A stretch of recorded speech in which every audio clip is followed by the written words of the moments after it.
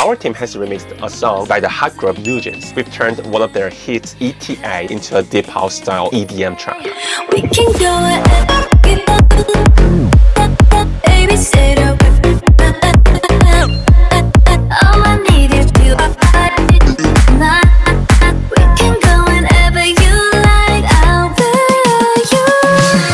What's your ETA? What's your ETA? What's your ETA? What's your ETA? What's your ETA? By the way, I'm so sorry for this stuffy nose sound. This cold is so freaking bad.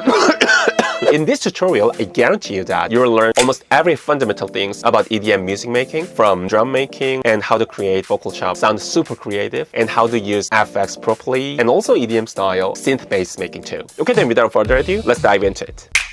Okay, we've used this heavy kick like this, typical in EDM genre. And for our bigger kick sound, we layered low kick here, and a top kick. So all kicks sound like. Okay, now let's look at these snares. In most house genres, including EDM, the kick usually carries a lot of punch, right? So you should never use too much low in the snares. So we made a snare sound like this.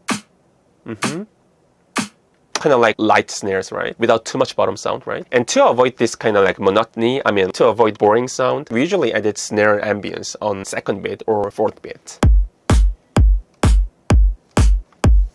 And then to enhance some kind of like flavor on the snare, we layered in some claps. So all kick and snare and claps like. Now we feel the high frequencies in the drums by adding not just hi-hats but also loops like drum loop or percussions.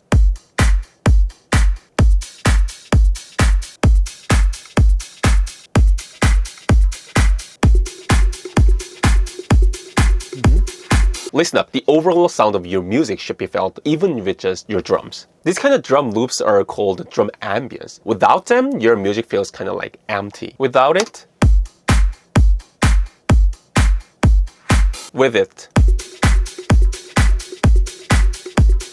This is really important things. Okay, so next up, the synth bass. The synth bass often involves multiple layers, but it's not that difficult if you know the rule of layers that I'm gonna teach you right now. This rules of layering applies not only to drums, but also other instruments too. When you layer sounds, bass or kick or synth, whatever, always divide them into three categories. First one is essence, second one is low, and third one is flavor. The first one is essence. Every genre has its own essence materials, so it's kind of like fundamental ingredients. So mostly essence material handles the punch. So this track is bass essence. This is all bass.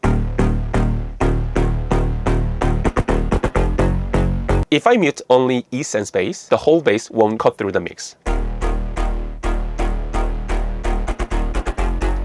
Can you feel that? That's the main role of essence track. And the second one, low, handles the important low frequencies in the modern music. Without the low, I'll add up the low here. Do you feel the extremely low sub frequencies? And then the other things are all like flavors. So the flavor is the third one. Usually involves like reverbs or distortions or lo-fi textures, like which are usually added to the high frequencies of the bass.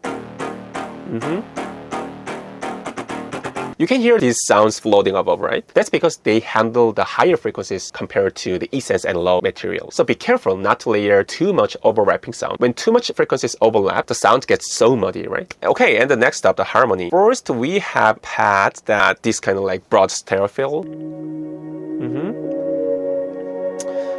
Since we've stacked this kind of like spreading pad, so we added a plug on the top. Always remember, always make contrast. Like if you have a pad with no attack and long release, then add a plug with strong attack and short release. Making this concept as a data in your mind makes a huge difference in your workflow speed. So we have this kind of iron metal sound plug. And then some arpeggio sound. Always layer the different things. And this kind of like brass stabs often used in K-pop or EDM,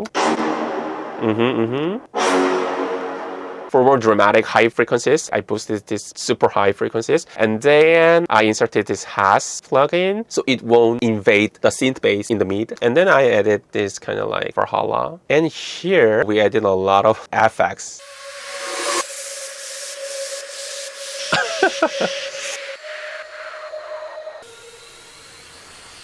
Okay, the reason why we added too much effects is because since there isn't that much harmony things besides the pad in the mid area, so we added a lot of like effects in the mid. So generally in K-pop or EDM, effects can be divided into 3 categories: riser and downer, ambience. There are 2 ambience here.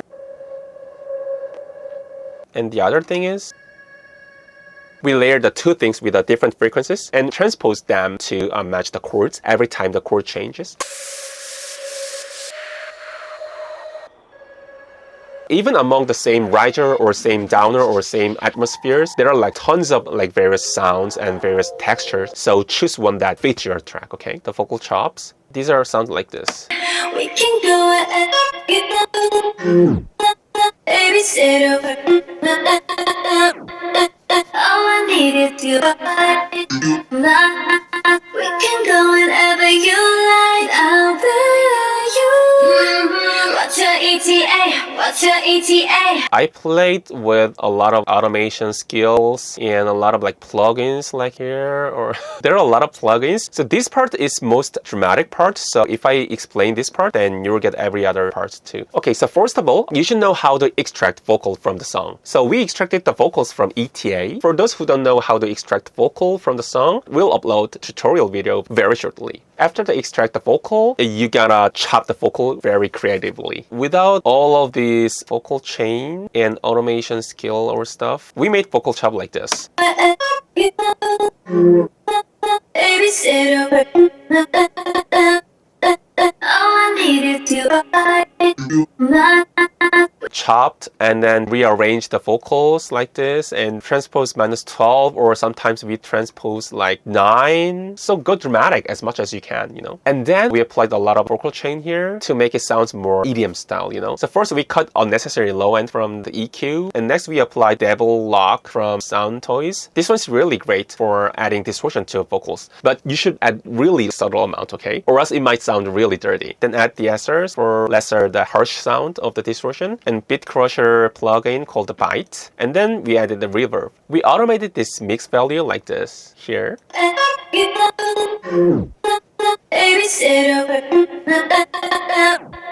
We added this kind of OTT for like EDM style, like popped out vocal.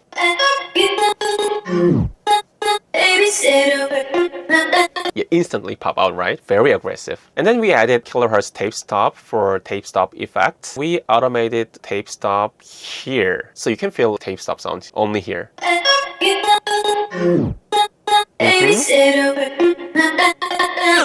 Tape stop or gate or modulation, this kind of thing is very widely used for making variation, you know. So you can try this kind of like plugin called Glitch. Yeah, this one is old-fashioned plugin, but this plugin is kind of like all-in-one plugin with tape stop and reverse and modulation, stretcher and distortion, like retrigger or delay, or you know, gate is really good too. So you can use this kind of thing too. And then for the last step, I played with this panning here.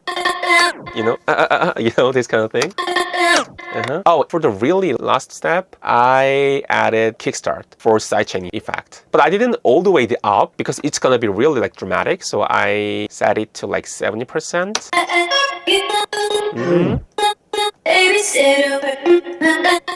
Okay, today we learned about EDM remix. Actually, remix is really great practice in itself. And also, if you remove this vocal here, it becomes a completely new track. So you can just write another song with just this beat. So I'll upload this whole project for free on our Discord. So make sure to open it and break down everything with it here, okay? And also, I'll upload the multi-tracks for those using different DAWs like Logic Pro or Ableton or flstudio. So be sure to check it out. And for the next video, I'll bring you an amazing original products of these songs.